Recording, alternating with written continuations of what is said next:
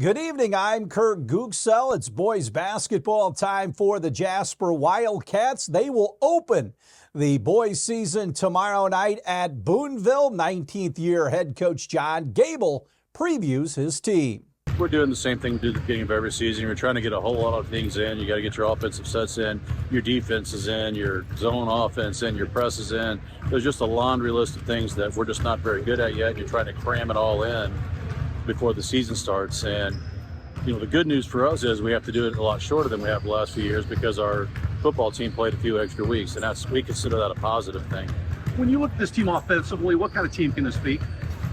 Well, you know, we have some experience back. We have guys like Max Gutgsell and Logan Day and Jalen Manners, who all started last year. We have 7 seniors, so the leadership is going to be good.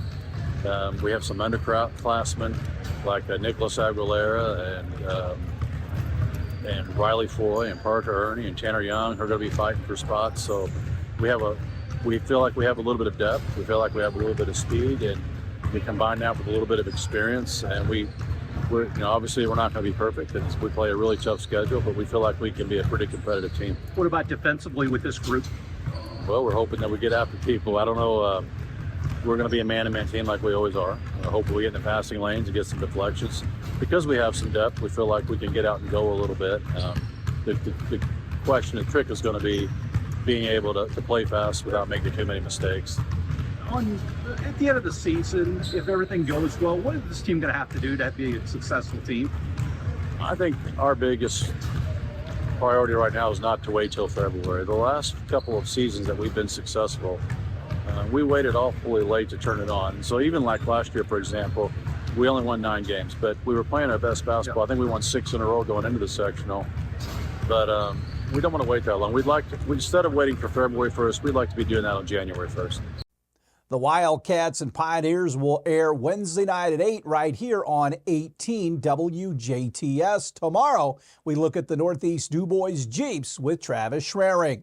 Coming up Friday, it's the start of the state football finals at Lucas Oil Stadium. In the Class A game at 11, Pioneer will play South Putnam. Friday at 3, it's the 3A tilt, Fort Wayne Lures against Cascade. And in 5A at 7, Maryville takes on New Palestine. On Saturday, the 2A game at 11, Andrean against Brownstown. In 4A at 3, Fort Wayne Dwenger hooks up with Ron Colley. And in the 6A game, Westfield will play Brownsburg at 7 o'clock. The Colts came up short. They fall to the Chiefs 23-20 in overtime in Kansas City. Daniel Jones threw for 181 yards and a pair of touchdowns.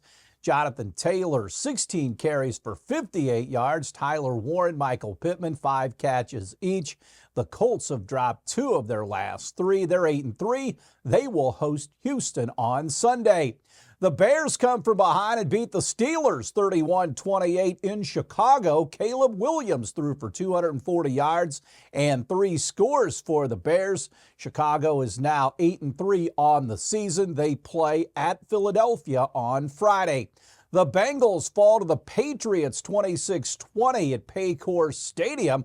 The Bengals go to Baltimore for a Thanksgiving Day game against the Ravens.